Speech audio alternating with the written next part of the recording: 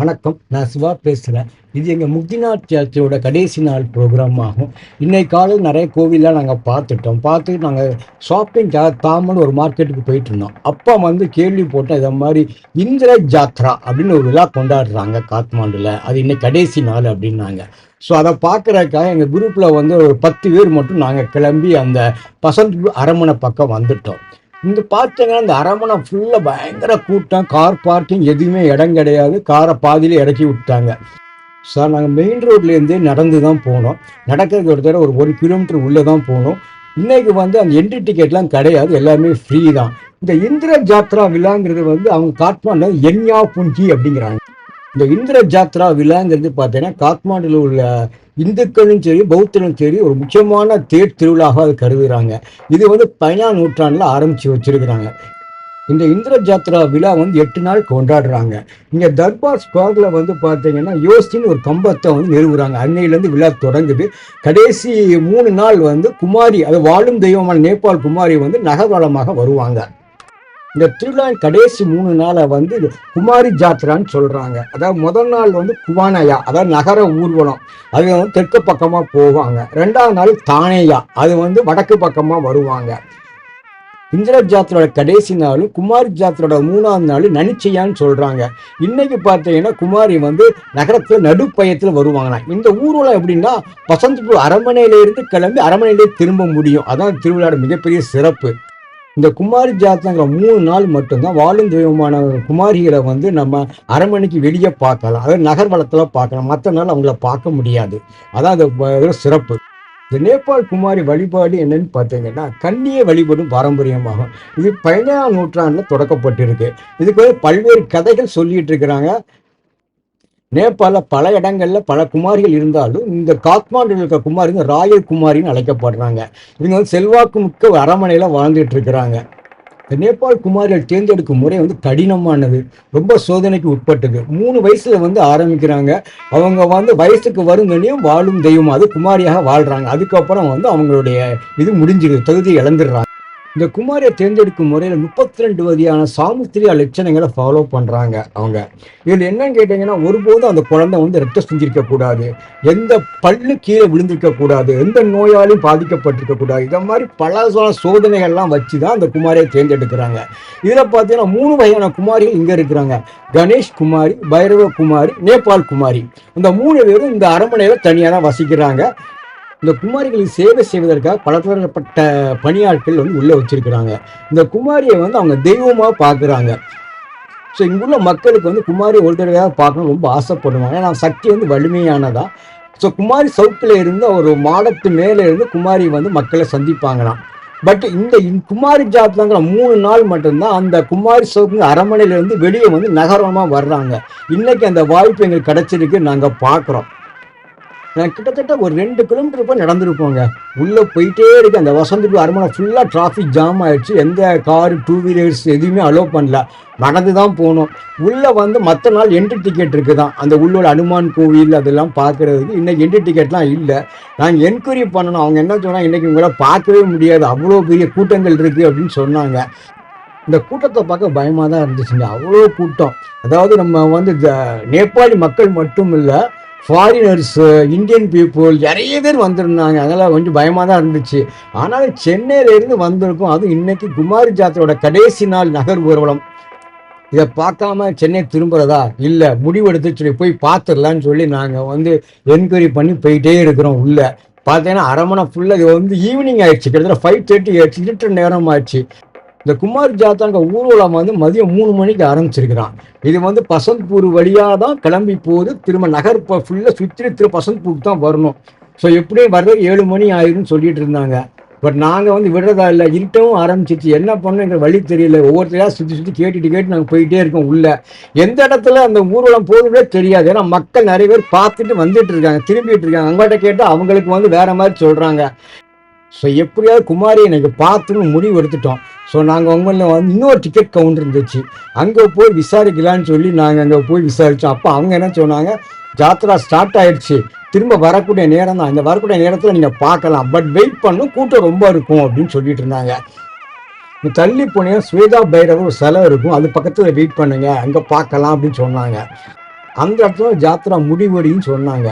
But நாங்கள் எப்படி போகிறது என்ன பண்ண எங்களுக்கே தெரியலை. சுற்றி சுற்றி பார்த்துட்டே இருந்தோம். மக்கள் கூட்டம்னா அவ்வளோ கூட்டம். நாங்கள் என்ன பண்ணோம் எங்களுக்கு தெரியாமல் முடிச்சுட்டே இந்த நேரத்தில் ஒரு தமிழ் நண்பர் ஒருத்தர் வந்தார். அவர் மதுரைக்காரரா. அவர் வந்து இந்த காத்மாண்டில் வந்து ஒரு ஸ்கூலில் பிரின்ஸ்பாலாக இருக்கிறாரு. அவர் இன்ட்ரடியூஸ் பண்ணிவிட்டு அவர் வந்து ஜாத்ரா பற்றி சொல்லிட்டு இருந்தார். அது மட்டும் இல்லை, அவர் சொன்னார் இன்றைக்கி நீங்கள் பார்க்க முடியாதுங்க, லோக்கல் மக்களே வந்து குமாரியை பார்க்க கஷ்டப்பட்டுட்டு இருக்கிறாங்க, நீங்கள் பார்க்குற கஷ்டம் அப்படின்னு சொல்லிட்டு இருந்தாங்க. இந்த கவுண்டர் பக்கத்தில் நிற்காரு, இவர் தான் கைடு. இவர் பேர் வந்து பார்த்தீங்கன்னா பகதூர் தஹால். இவர் சொன்னார் நான் கூட்டு போகிறேன்னு சொல்லிட்டு இருந்தார். அப்போ அந்த நண்பர் சொன்னார் இதெல்லாம் நம்பாதீங்க, கைடெல்லாம் நம்பாதீங்க, ஏமாற்றிடுவாங்கன்னு சொல்லிட்டு இருந்தாங்க. அவர் வந்து எங்கள் ரொம்ப எக்ஸ்பிளைன் பண்ணிட்டு இருந்தார். இது மாதிரி நீங்கள் ரொம்ப பார்க்குற கஷ்டங்க, நீங்கள் திரும்பி போயிருங்க, இந்த கூட்டத்தில் வந்து ஜுவல்ஸு நகையெல்லாம் பறி போயிருங்க, அவ்வளோ கூட்டம் இருக்கும் அப்படின்னு சொல்லிட்டு இருந்தார். நாங்கள் விடுறதா இல்லை. ஆனாலும் அந்த கைடு திரும்ப பேசணும். அவர் வந்து இந்தியன் காஸ்ட்டுக்கு 1000 rupees கேட்டார். அவர்கிட்ட ஒரே கண்டிஷன் தான் போட்டோம், நாங்கள் நேபாள் குமாரியை பார்க்கணும். அவர் ஓகே சொன்னார். ஓகே, நாங்கள் கிளம்பிட்டு இருக்கிறோம். தேங்க்யூ சார், உங்களை பார்த்ததுல ரொம்ப ரொம்ப சந்தோஷம். நாங்கள் முதல்ல நண்பருக்கு நன்றி சொல்லிட்டு அந்த கைடோட கிளம்பிட்டோம். ஸோ கைடு வந்து எங்களுக்கு ஒவ்வொரு ஏரியாவாக கூட்டு போய் எல்லாம் எக்ஸ்பிளைன் பண்ணிட்டு இருந்தார். இருட்ட ஆரம்பிச்சிருச்சு. ஸோ ஃபஸ்ட்டு பார்க்குறது குமாரி ஷவுக்கு. இதில் அந்த மாடத்து மேலே இருந்து தான் குமாரிகள் வந்து கீழே பார்ப்பாங்களாம் மக்களை. ஸோ அந்த குமாரி சவுக்கில் வந்து எல்லாரும் காமிச்சார். அவங்க படிக்கிற அறைகள், இந்த மாதிரி தனித்தனி வரைகள் வச்சுருக்காங்க ஒவ்வொரு குமாரிகளுக்கும். ஸோ பணியாட்களுக்கு நிறைய இது இருக்குது. உள்ள துளசி மாடங்கள் இருக்குது, உள்ளே சின்ன சின்ன கோவில்கள்லாம் இருக்குது. அந்த கோவிலில் தான் அந்த தாந்திக முறைப்படி வழிபாடுலாம் பண்ணுவாங்களாம் குமாரிகள். அதெல்லாம் சொல்லி காமிச்சிட்டு இருந்தார். பார்த்தீங்கன்னா ரொம்ப இருட்டாக இருந்தாலும் நிறைய ஃபோட்டோ எடுக்க முடியல. இது வந்து கூட்டம் இல்லாத ஒரு நாள் போய் பார்க்கணும். இங்கே பார்த்தீங்கன்னா ஃபுல்லாக அந்த அரமனை ஃபுல்லாகவே மரத்தினால செஞ்சப்பட்ட ஒரு இது மாதிரி தாங்க தெரியுது. ஃபுல்லாக மர வேலைப்பாடு தான் ரொம்ப ஜாஸ்தியாக இருந்துச்சு. ரொம்ப அழகாக இருந்து ரொம்ப உயரம் கம்மியாக இருந்துச்சுங்க. தலை வந்து தட்டி போயிடும். பார்த்து தான் நீங்கள் உள்ளே போகணும், வெளியே வரணும். இதை ஃபுல்லாக சுற்றி காமிச்சிட்டு எப்படி குமாரியை காமிச்சிருந்தேன் உங்களுக்கு அப்படின்னா. நான் சொன்னேன் 3 குமாரிகள் இருக்காரு அப்படின்னா. 3 குமாரி நான் வந்து போகிற இடம் எனக்கு தெரியும், இந்த வழியாக தான் வருவாங்க, நான் காமிச்சிடுறேன்னு சொல்லி எங்களை கூட்டு போயிட்டு இருக்காரு. உள்டையில் அரமனை ஃபுல்லாக லைட்டிங் அலங்காரம் தான். கூட்டணும் அவ்வளோ கூட்டங்க, நீங்கள் பாருங்க. शुक्रं वीरं महाविष्णुं ज्वलन्तं सर्वतोमुखं नरसिंहं भीषणं भद्रं मृत्युं महाभयं शुक्रं वीरं महाविष्णुं ज्वलन्तं सर्वतोमुखं नरसिंहं भीषणं भद्रं मृत्युं महाभयं शुक्रं वीरं महाविष्णुं ज्वलन्तं सर्वतोमुखं. இந்த பசந்த்பூர் அரண்மனை வளாகத்தில் பார்த்தீங்கன்னா ஏகப்பட்ட சின்ன சின்ன கோவில்கள் இருக்குங்க. இங்கே வந்து நரசிம்மர் சிலைகள் இருக்குது, விஷ்ணு பகவான் சிலை இருக்குது, அனுமார் சிலை இருக்குது, காலபைரவர் சிலை இருக்குது, துர்கா தேவி சிலை இருக்குது. இந்த மாதிரி நிறைய சிலை இருக்குன்னா குமாரி சக்கரை வெளி தோற்றம்ங்க. இந்த மாடத்து மேலே இருந்து தான் குமாரி பார்ப்பாங்களாம். இந்த குமாரியை பார்க்கறதுக்கு மக்கள் தவம் இருப்பாங்களாம். இந்த குமாரியை பார்த்துட்டாங்கன்னா அவங்க வாழ்க்கையில் எல்லா சந்தோஷமும் அடைஞ்சிருவாங்க ஒரு நம்பிக்கை வச்சுருக்காங்க. அதே போல் குமாரி எங்களை பார்க்குறப்ப வந்து அமைதியாக இருக்கணுமா, எந்த வித உணர்ச்சிகளையும் வெளியே காட்டிக்காமல் இருந்துச்சுன்னா ரொம்ப சந்தோஷமாக மக்கள் இருப்பாங்களாம். இதுதான் அந்த காத்மாண்டில் ஒரு மிகப்பெரிய ஒரு தாத்பரியமாக மரபாக கருதிக்கிட்டு இருக்காங்க. அந்த நேபாள் குமாரியை பார்த்தீங்கன்னா அவ்வளோ கூட்டாங்க. அதாவது இங்கே பார்த்தீங்கன்னா ஃபுல்லாக வந்து செக்யூரிட்டிஸ் பார்த்தீங்கன்னா நேபாள் இராணுவங்கள்லேருந்து அவ்வளவும் ஃபுல்லாக வச்சுருக்கிறாங்க. அது பக்கத்தில் பார்த்துட்டு துர்கா தேவியோட சிலை உள்ள பிராஸில் வச்சுருக்கிறாங்க. இது குமார் சோக்கில் ஒரு பகுதி. இங்கே அந்த இடத்துல தான் பகவதி சிலை, அங்கே பார்வதி சிலைன்னு சொல்கிறாங்க. துர்கை அம்மன் வடிவத்தில் இருக்குது, பிராஸ். இது பார்க்க அழகாக இருந்துச்சு. அது பக்கத்தில் பார்த்தீங்கன்னா ஏகப்பட்ட ஷாப்பிங் மால்லாம் இருந்துச்சு. அதெல்லாம் சுற்றி காமிச்சிட்டு இருந்தார். அப்புறம் வந்து எங்களை காலபைரவர் சிலையை காமிக்க கூப்பிட்டு போனார். அதை பார்த்தீங்கன்னா அவ்வளோ பெரிய சிலைங்க, பார்க்கறதுக்கே ரொம்ப பிரம்மாண்டமாக இருந்துச்சு. அதை காமிக்கிறோம் பாருங்க. நான் குமாரி ஜாத்திராவை பார்க்கணும்னு நான் கிளம்பி போயிட்டு இருக்கேன். நிறைய மக்கள் அங்கே பார்த்துட்டு திரும்பிட்டு இருக்கிறாங்க. ஒரே டிராஃபிக் தான். எங்கே பார்த்தா மனித தலைகள் தான். இது வந்து பார்க்கறதுக்கே ரொம்ப சிறப்பான இதாக இருந்துச்சுங்க. ரொம்ப கூட்டங்க. எல்லா இடத்துலையும் ஷாப்பிங் சென்டர் தான். எல்லா இடத்துலையும் பாசி மணிகள் எல்லாம் விற்கிறாங்க. அரண்மனை பார்த்தீங்கன்னா எல்லா இடத்துலையும் லைட்ஸு போட்டு ரொம்ப சூப்பராக இருந்துச்சு. ஸோ நாங்கள் அதெல்லாம் பார்த்தோம். இது வந்து அனுமர் கோவில். அப்படி அனுமர் கோவில் சுற்றி காமிச்சிட்டு அது வந்து காமிச்சது வந்து பெரிய பெல்லு.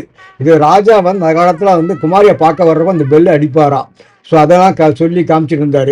இது பார்க்க வந்து ராஜா வந்து இந்த இடத்துல தான் தூண் வச்சிருக்கு பார்த்தீங்கன்னா, இந்த இடத்துல ராஜா உட்காந்துருப்பாரான் குமாரியை பார்க்கறதுக்காக அப்படின்னு சொல்லி அவருக்கு எல்லாம் எக்ஸ்பிளைன் பண்ணிட்டு இருந்தார்.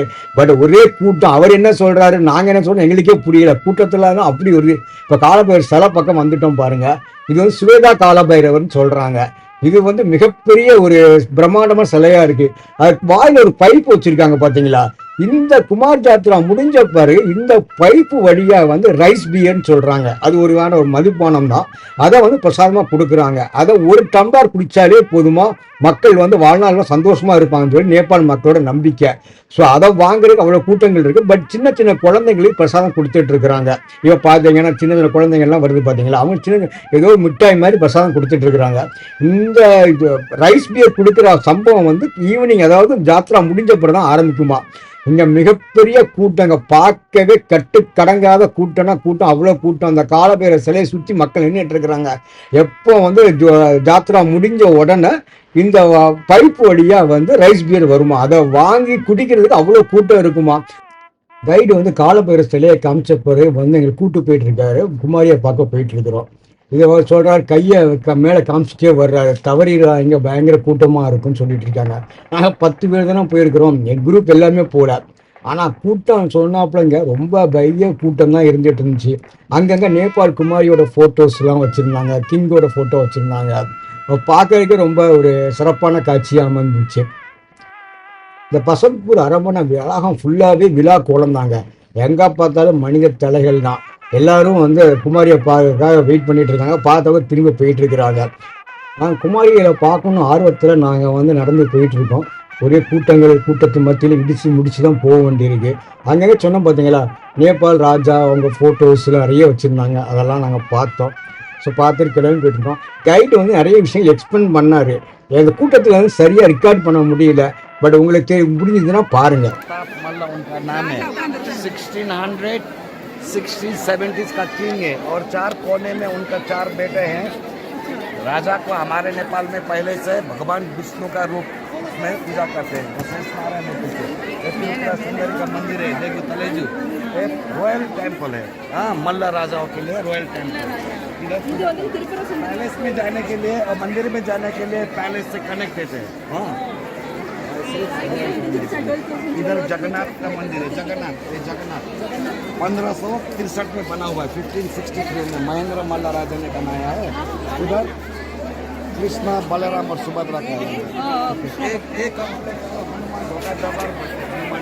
हनुमान है तो हनुमान जी का और धोखा बोले तो मेन गेट, मेन इंट्रेंस है इधर पैलेस में जाने के लिए इंट्रेंस। और पैलेस को दरबार बोलते हैं, हनुमान ढोका दरबार। हाँ, वो हनुमान जी का है। तो हनुमान जी का इधर आँख में बन गया है, सिर्फ मुंह है, क्योंकि ये जगन्नाथ का मंदिर में इधर कमसूत्र है, एरोटिक कार्विंग। हाँ, उसको नहीं देखना है। वो हनुमान जी का हमेशा कपड़ा पहना रहता है। वो हमेशा कपड़ा पहना रहता है और बिना कपड़े का हनुमान जी को ऐसा है।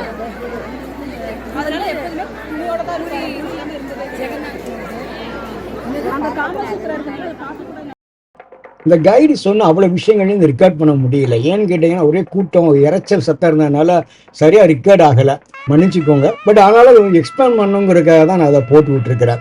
இப்போ நாங்கள் திரும்ப வந்து குமாரியை பார்க்க கிளம்பி போயிட்டு இருக்கிறோம். அங்கங்கே மண்டபங்களில் பார்த்தீங்கன்னா அவ்வளோ மக்கள் வெயிட் பண்ணி நின்று பார்த்துட்டு இருக்கிறாங்க. அவ்வளோ பேரும் உட்கார்ந்துருக்கிறாங்க. பார்க்குறதுக்கு ஆச்சரியமாக இருந்துச்சு.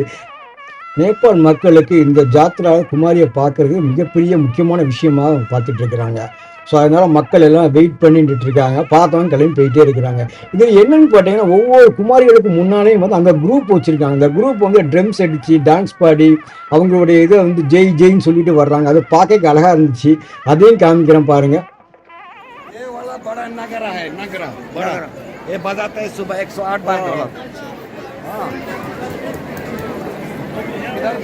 उधर श्वेता भैरव का दर्शन हुआ। काल भैरव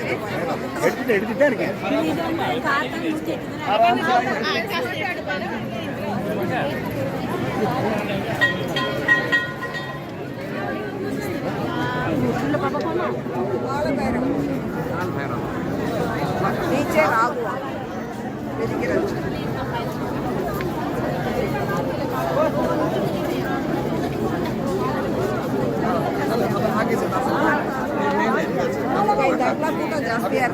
एक मिनट, फोटो इधर से करो, मेरे पीछे आओ।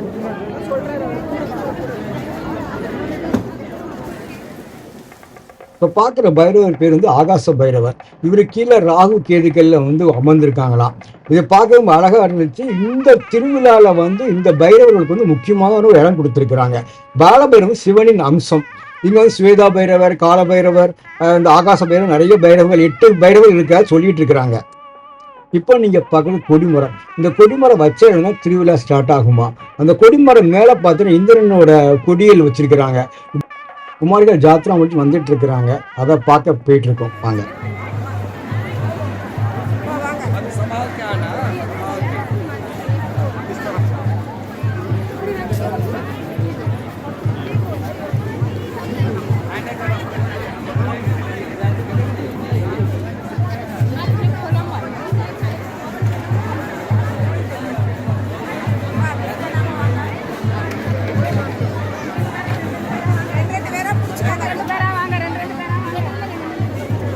अभी फोटो देखा, ऐसा फोटो निकालो आपको, ऐसा कोई बात नहीं है, धीरे धीरे चलो.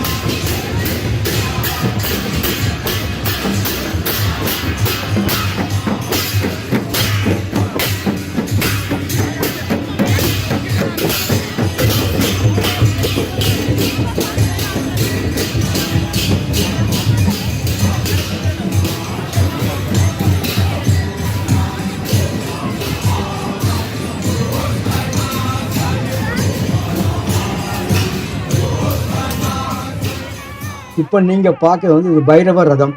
இந்த ரதத்தில் வந்து பைரவரை வந்து அலங்கரித்து கூட்டு வந்துட்டு இருக்கிறாங்க.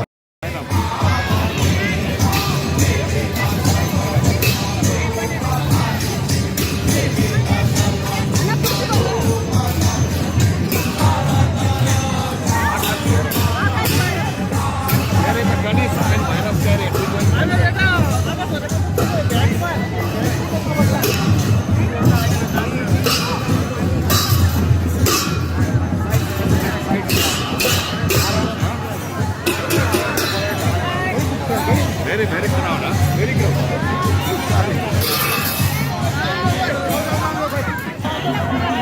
आप लोग कौन है मैं? आप इधर ठीक है फोटो ले रहा है.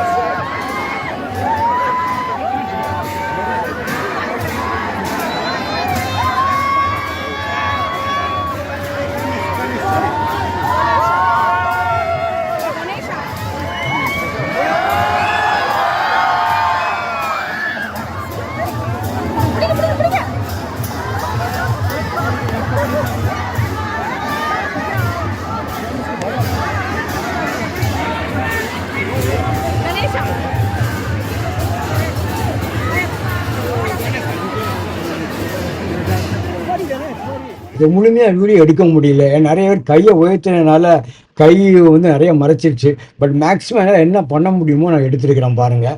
இதை மாதிரி 3 குமாரிகளும் ஊர்வலம் வர்றாங்க. இதுதான் அதோட குமாரி ஜாத்தியோட மிக முக்கியமான அம்சம். இந்த 3 நாள் மட்டும்தான் அந்த குமாரிகள் வெளியே வருவாங்க அரண்மனையை விட்டு. அதுவும் வரை ஒரு முக்கியமான விஷயங்கள். காத்மாண்டில் இதை பார்த்தது வந்து எங்களுக்கு மிக சந்தோஷமான விஷயமா எங்களுக்கு இருந்துச்சு. Looks like a rock. Here, Kumari.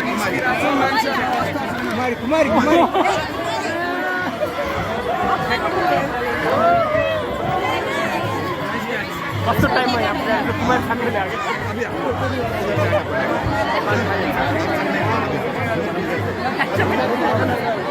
आगे जाने के लिए मुश्किल है. இப்போ பார்க்கலாம் குமாரி தேவின்னு அழைக்கப்படுற நேபாள் குமாரியோட ரதமாகும்.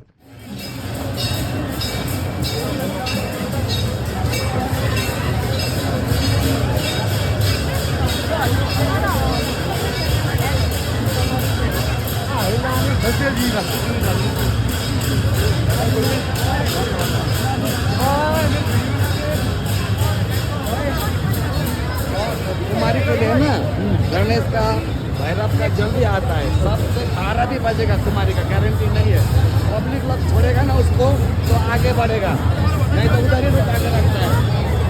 हर जगह अपना अपना एरिया में थोड़ा एरिया में आधा घंटा 15 मिनट 20 मिनट रुकाता है. இப்போ நம்ம பார்க்கறது பைரவ குமாரி. இவங்களை வந்து ரதத்துலேருந்து எடுத்து குமாரி சோக்கு கொண்டு போயிட்டு இருக்கிறாங்க. அதை தான் நீங்கள் பார்க்குறீங்க. ஜாத்ரா முடிவடைஞ்சிச்சு.